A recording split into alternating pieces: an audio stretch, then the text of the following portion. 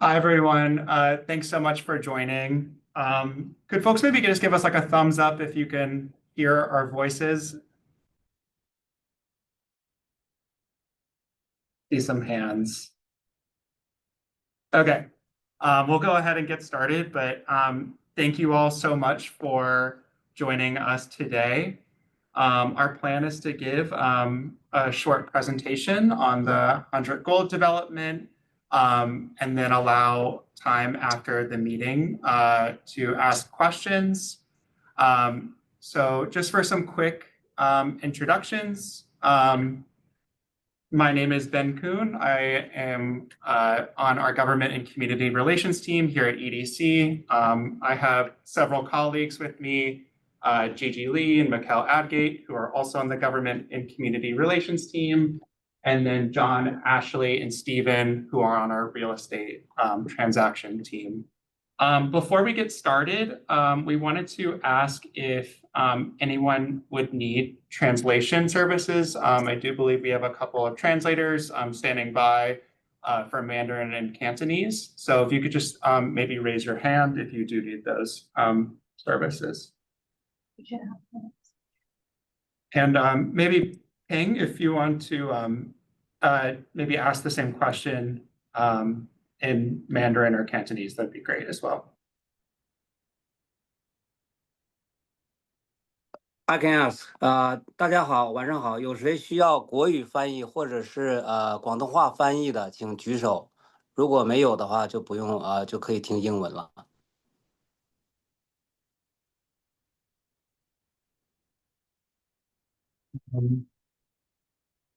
Great. So if you do need the services, we will start the interpretation now. And to join the room, you just have to hit more on the bottom of your screen and press join interpretation, I believe.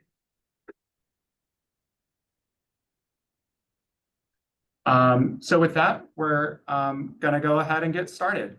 So thank you all so much for joining us today. Oh, sorry, we're just trying to flip. So before we go into the vision for 100 Gold, we wanted to provide some context for where we are today with the building. So the building is occupied by several city agencies. The most amount of space is used by the Department of Housing Preservation and Development, HPD. And then there's several other city agencies, which you can see on the screen. So the Mayor's Office, the Department of Education, the Department of Citywide Administrative Services, and a few others have space in the building as well. And then notably, the Hamilton Madison House Older Adult Center is also located in the bottom of the basement of the building, which we'll go into. So many of you may already know the Hamilton Madison House Older Adult Center.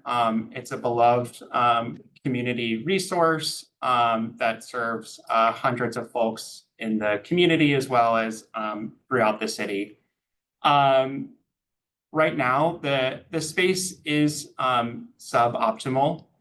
It's located in the basement, like I said, with no natural light or direct street access. The layout is a little bit hard to navigate. There's a lot of different hallways and different rooms that are hard to find your way around. And then there's some unmet needs there. There's no, such as there's no mental health counseling rooms, which is a desire from Hamilton Madison House. And so as a part of this project, the space will be relocated to a new facility that is updated, it's purpose-built specifically for the center, and will address existing needs and future opportunities. And so, as I said, the rest of the building is occupied by city agency space. And, as you can see by these pictures, it's pretty dated and overcrowded. You can see in these pictures that folks are working really close together. Some of the ceilings are coming in. and it's overall just a really aging building. And so as a part of this project, these facilities will also be relocated into modern, new office space that can empower city employees with the tools they need to do their jobs and serve the city. And so here we just wanted to demonstrate that the city has looked into what it would take to update the building, and it's a lot. So $50 million have already been allocated just to bring the building up to a condition that that meets regulations. So make critical repairs like to the elevators, to sprinklers, ensure there's ADA bathrooms. And then DCAS, the Department of Citywide Administrative Services, estimates that it would cost over $200 million just to bring the building into a state of good repair and make it a sustainable place to house city agency space in the future. And as you can see, just more examples of kind of a building that is tough to be in, mold in the bathrooms, hallways that no one really wants to be in, et cetera. And so going into the vision for 100 Gold and what we're here for today, this site is a pretty large space. It's nearly like a block by block, but right now it's kind of underbuilt for the neighborhood. And so this project is a housing project that will bring homes to this site while relocating the existing users of the building. As a part of the project, there will also be improvements to the surrounding streetscape and sidewalks, new ground floor uses, new landscaping, and new street furniture, whether that's benches or bike racks or public art. And overall, just making 100 Gold a better place in the neighborhood. And so wanted to outline just that this is a citywide project and that several city agencies are involved. So like I said, we in this room work at New York City Economic Development Corporation, EDC, and we're helping to lead the project and collaborating with the Department of Housing and Preservation, who are the existing users in the building, and also the housing agency for the city in releasing what is called a request for proposal, RFP, which I will go into in the next slides, but is kind of the starting point for this development. We will also help facilitate the transition of the property into a residential development, aligning with broader city planning goals. We also work closely, as I mentioned before, with HPD, collaborating on the release of the RFP. HPD will manage the housing lottery for affordable units in the new development and will monitor and enforce affordable housing commitments. I also mentioned the Department of Citywide Administrative Services, DCAS, which is helping to manage the space, move the existing users to new space, including the new agencies. And then there's the Department of New York City Aging, and they are the agency that manages the Hamilton Madison House. And so right now I'm going to kick it to my colleagues on our real estate team. So the goal of the project is to sell the land beneath 100 Gold Street for the development of a new residential building and use those proceeds from the sale to relocate the current city agency tenants, with any remaining value being put towards affordable housing and other public benefits. The relocation falls into two main buckets: the agency office space and the senior center. For the agency office space, the Department of Citywide Administrative Services, DCAS, will analyze its existing portfolio for relocation space, particularly for the smaller footprint tenants. For agencies that cannot relocate within the portfolio, the plan is to purchase an existing office building and fit it out to meet the needs of the agencies. For the senior center, the sale proceeds can be used to purchase a new commercial space and fit it out in a way that is tailored to NYC Aging's needs and improves upon the conditions at 100 Gold. It's also important to note that at no point will there be any disruption to services or the uses of the current tenants at 100 Gold Street. The office space and senior center will not move until new spaces are ready for them.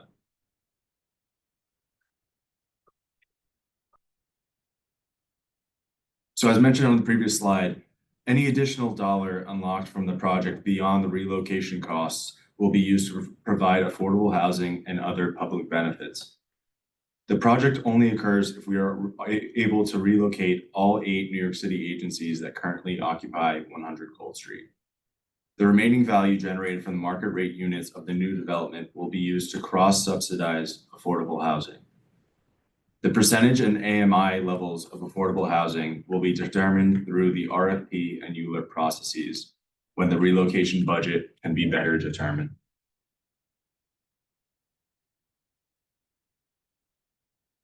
And so now we want to go into public engagement and next steps for this project, including a full timeline of what we're looking at for 100 Gold. So before going into that timeline, we just wanted to highlight a couple of key terms that we're going to use, and maybe you've already heard during this presentation. So the first is request for proposals, RFP. And this is New York City's invitation to developers to propose plans for publicly owned sites.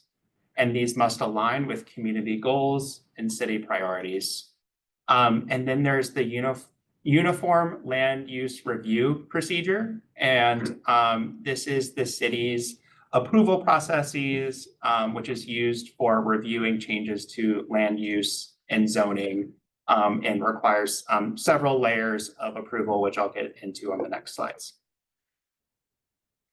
And so starting out with the RFP, it's really just the first step in the process. And so as a part of the RFP process, proposals will submit their proposition for being the developer on this project. They will be required to show how they'll mitigate impacts on the community during construction. Proposals will then be carefully reviewed by our team and compared during the selection process. And then the selected proposals will then go into many additional steps of community review, including ULURP, which I will get into in the next couple of slides. And so wanted to highlight one step that comes before the approval processes, which is called environmental review. And this is the city's process to understand and address the impacts of the new development. And so what's produced during this process is a really long document that's the result of months and months of study on all potential impacts by the project, which far exceed kind of what's in the title of environmental review.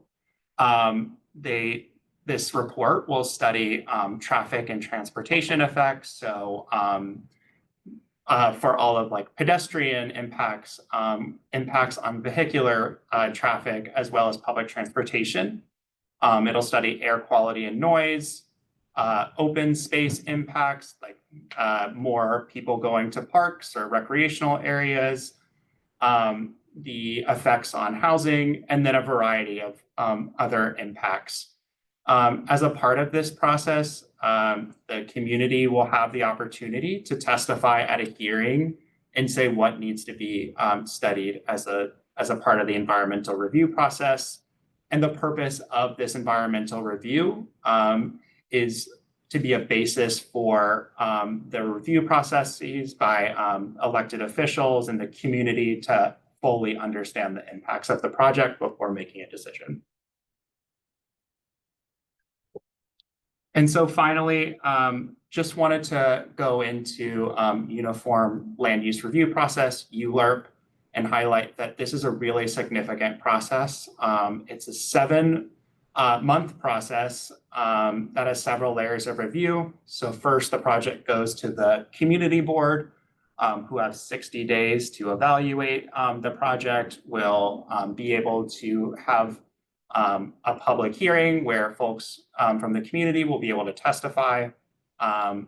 Then the project will go before Borough President Review, who also has the opportunity to hold a hearing with public testimony.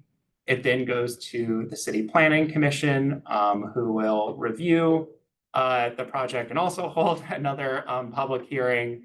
And then it is reviewed by the City Council, who will get to vote yes or no on the project. And so finally, wanted to just give a high-level overview of the timeline for the project. So we are here in 2025. The RFP for the project is going to be released in March. And then the RFP closes in May, and then our team will take the rest of the year to evaluate a developer, and by the end of the year, a developer will be selected. In 2026, it'll go through that environmental review process, which I mentioned before. In 2027, it'll begin the ULURP process. And in 2028, it'll finish the ULURP process. And then while that process is going on, new city office space will be acquired and identified.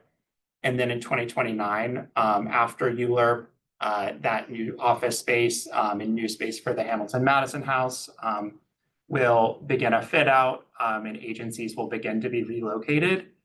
And in 2030, construction will start, but only after the Hamilton Madison House is fully moved into its new space. The city agencies have fully moved into its new space to minimize and eliminate any chance for disruption.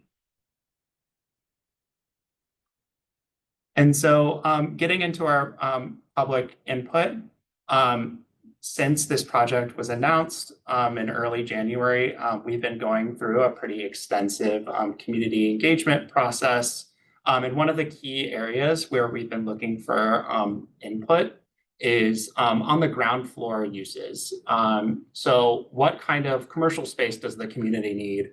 What type of community space, whether that's new after school programs or job training, or what can be improved for the public realm. And so thinking about new and enhanced sidewalks, new street furniture such as benches or bike racks or public art. So with that, I think we're going to go into questions, but before we do, just wanted to highlight. So this is the last of our public engagement sessions before the RFP goes out, but certainly not the last opportunity for input, which will continue over the next several years for this project. But right now, we have a survey that is open. It's already been taken by 300 plus folks from around the community, and it's open until the end of the month, February 28th. And so if you'd like to take that survey, we'd really appreciate it. You can scan on your phones right here. And you can also locate it on our website, which is linked right there, or you can Google EDC and 100 gold, and it's the first result you'll see.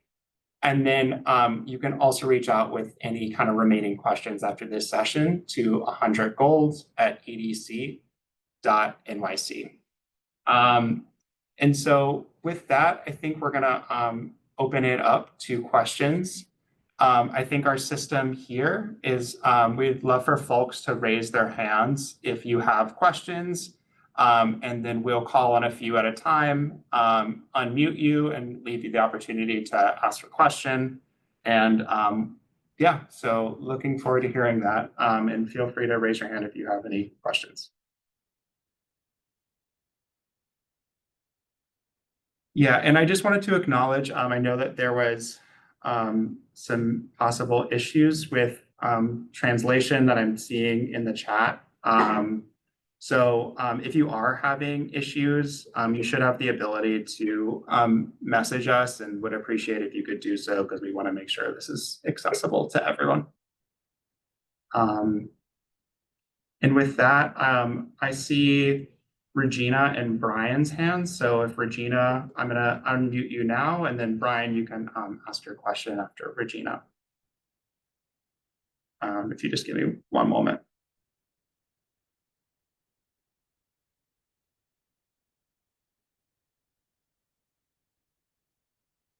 Um, oh.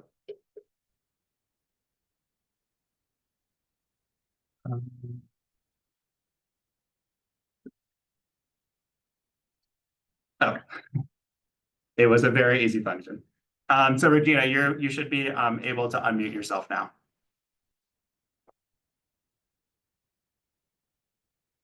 Okay, my question is, we already have one Manhattan in our neighborhood. I live on Market Street, so I'm in the neighborhood. We already have a huge development there.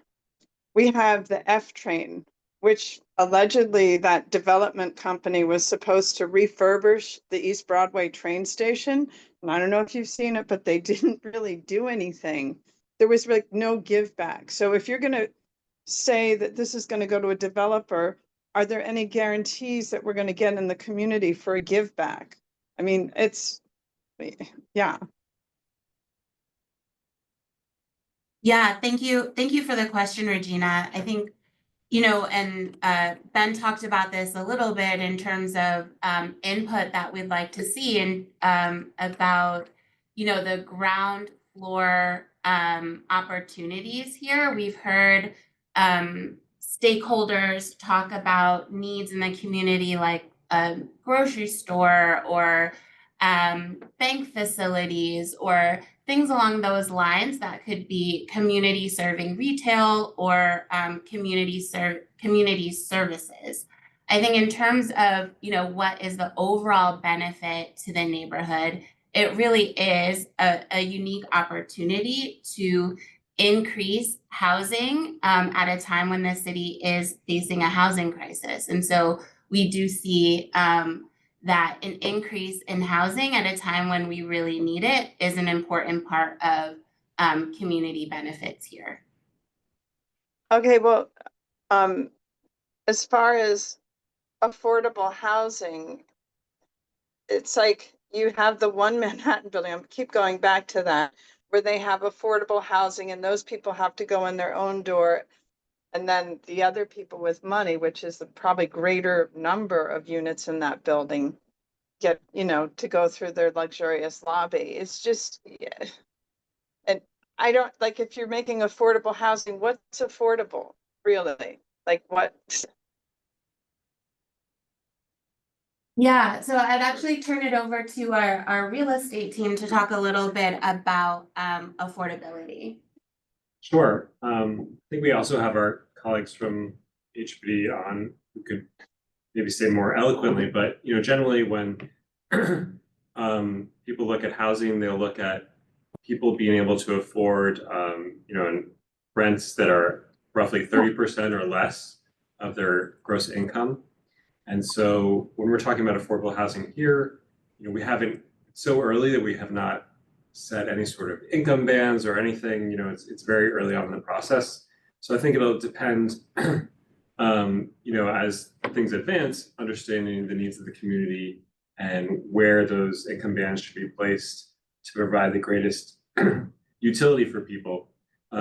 So I guess I hope that answers your question about what is affordable housing in general, and then sort of a look towards the future of how we hope to advance affordable housing.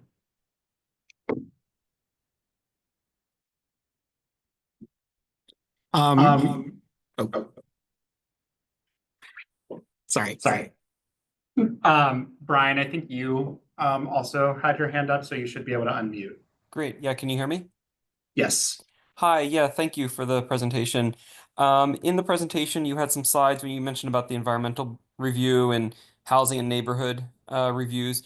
And my question is, given that the neighborhood around it, Pace University, Southbridge Towers, the two towers that face the 100 Gold complex, what considerations will be put in this review in terms of blockage of light, noise during the construction in the environmental review? Particularly because the Southbridge Towers are pretty close to this development, but right now it's a 9-story, I think, building, and it's going to be much larger. Yeah, I think there it is. Will part of the design considerations be like setbacks so that it doesn't, block too much light and disrupt the neighborhood around it? Yeah, thank you for the question, Brian. You know, the environmental review process that we highlight here is extremely comprehensive, and it requires tremendous coordination with agencies like the Department of Transportation, the Department of Environmental Protection, and all of the things that you flagged in your question, whether it's shadows, whether it's construction impacts. Both construction and also the future building get looked at as part of that review by these city agencies themselves. And so, you know, the highlight here about traffic and transportation that we work closely with DOT on, the impact in the neighborhood that HPD and others will weigh in on, the environmental review process, and this is, you know, standard across city projects, and requires that we're looking at these before that ULURP process.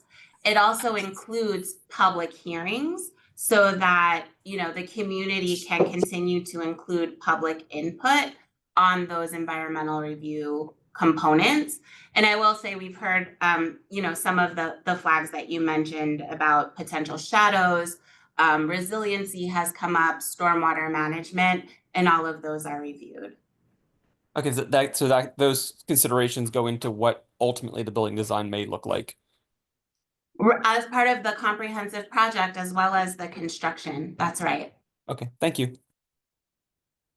The next hand I saw was Miguel, and then after Miguel, it can go to Megan. So Miguel, you should be able to unmute.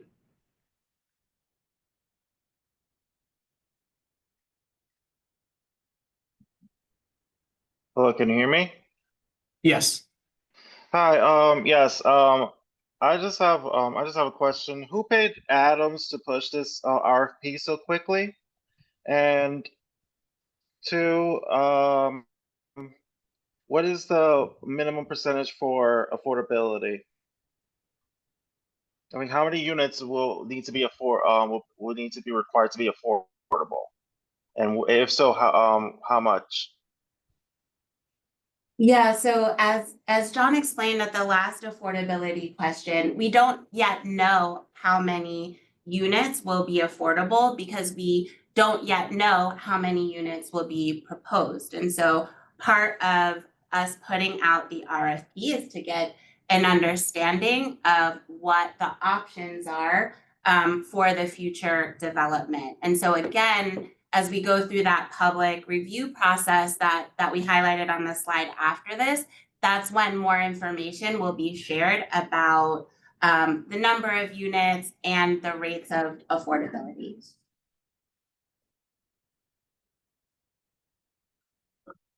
The timeline. Oh, I was just going to add, yeah, so there's going to be continued engagement that's going to touch on affordability through the next 4 years. In the RFP that is going to be released soon, we do have a minimum threshold of 25% affordable, but we know that that's subject to increase in the coming years through the community engagement process. okay. The next hand I saw was Megan. So Megan, you should be able to unmute now. I was worried. I couldn't see the microphone and then it just appeared. I was like, where is it? Thank you for hosting this and thank you for taking the questions. It's a two-part question because this is a complicated project, right? I think I understood from the beginning, the opening was that sort of first of all the money from the development's going to go to make right what's getting sort of undone at the building, like all the agencies and the senior center, right? So all the money, whatever it is that we decide that it gets sold for, that first is going to make right what is getting undone. Is that an accurate description? So the value of the building will be put first towards, relocating the agencies and the senior center that are in place to unlock the project. Whatever value is remaining will go towards public benefits. So just affordable housing, community facility, whatever it is. So it's going to have to be a monster building. I've heard, upwards of like 4,000 people living there, which is essentially like doubling what is already, I think 5,000 people live at Southbridge, something like that. So it's going to be an incredible infrastructure drain. And how is that going to get handled? Our pipes down here are some of the oldest because we're part of the oldest part of New York City. So that's like just something to talk about, that it's going to have to be a monster building to take care of what you just described and to have the hopes of having it have some affordability. But that's my other point is this is a really jacked up neighborhood. By that, I mean, it is so hard to be on anywhere in public with your kids doing anything. I know that, you know, the Brooklyn Bridge Park thing is happening, but that's, you know, skateboards and whatever. There's like no park area. There's no community center. There's no, you know, like sort of like what Manhattan Youth has over on the other side. That would be an incredible asset to this neighborhood, to all the people that we're talking about, and a place that would sort of be a place to make it a little bit more equal, because right now, to get access to do stuff with your kids, you have to join a club, you have to be, you know, pay monthly dues, et cetera, et cetera. So I hope that along with this idea of getting more affordable housing and more people in the neighborhood, which is fantastic, that you don't just think about where they sleep, that you think about how they build a community together. And I really hope that some thought and some monies could be put towards, I know there's a community center effort that people are looking at over by Pier 17 on the old platform of the New Market building. So is that something that's probable, or is this only going to be what happens exactly on that footprint? Or does the community at large maybe get a benefit that could be used by the community at large? Sorry, long-winded. No, we appreciate the question and comment. Since there were a few things there, I'll sort of take them one by one and then open up to the team for anything I missed. I think to the question you asked at the end, the scope of our project really is 100 gold, and, you know, the public realm or like sidewalks right around the site itself. So we're not looking at, you know, a scope beyond that. I think your point about community facilities is something we can definitely take into consideration as we're, you know, seeking input about the ground floor activation. We've heard that from your neighbors as well about, you know, there needing to be more sort of community spaces and community serving needs. So that is, you know, consistent with what we've heard. To your point about the sewers in Lower Manhattan, that is what is reviewed as part of that environmental review process that we talked about earlier. So the city's Department of Environmental Protection, you know, maps out and looks at the size of the sewers serving the building, you know, where they go towards the wastewater treatment plant, the impact of certain rain events, so that is considered as part of the overall process, that the local infrastructure is built in such a way that it can support the new building.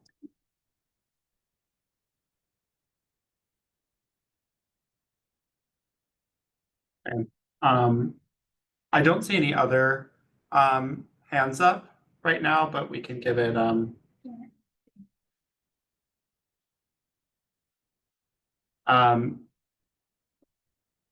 yeah, I'm not sure.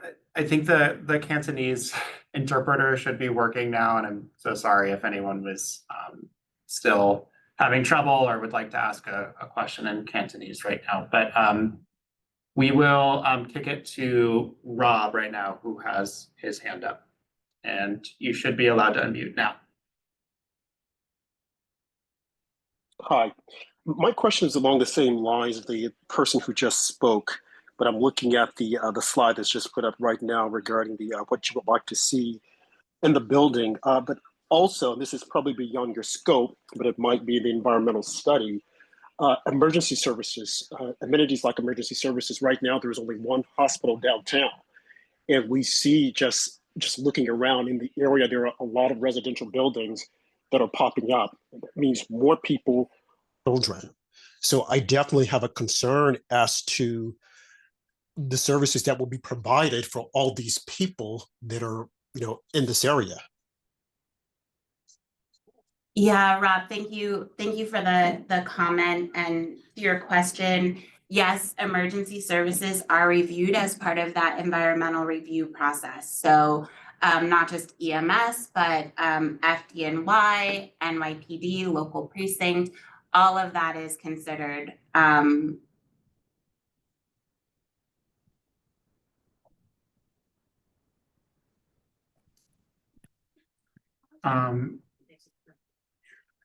While we're waiting for anyone else who wants to raise their hand, there was a question in the chat from JC about if there's any chance for the older adult center to return to 100 Gold Street once the development is complete.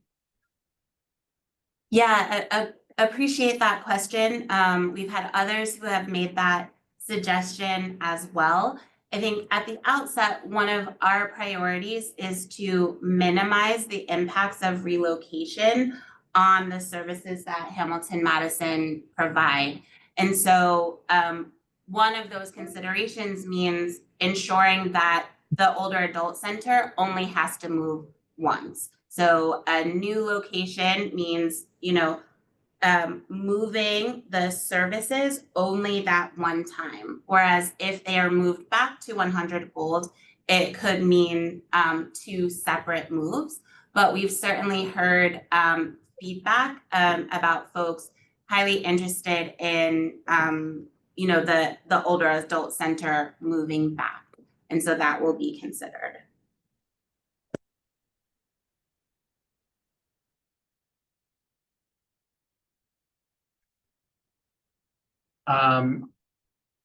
And right now, I'm not seeing any other questions. I know that there's one question in the chat of if you can access the slides in the presentation. Yes, the slides are already posted on our website, and then we'll also post the recording of this meeting.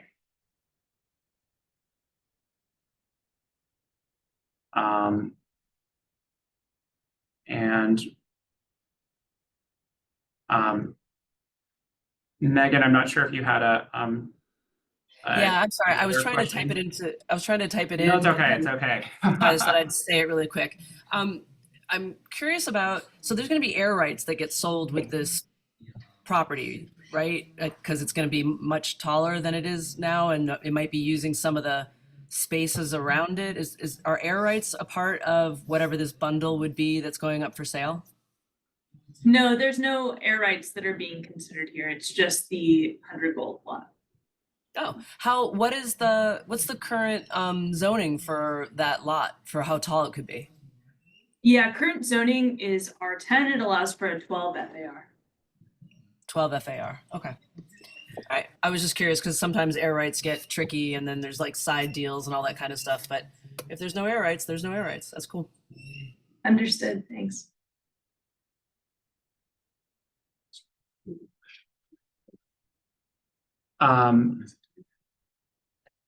And Rob, I'm not sure if you still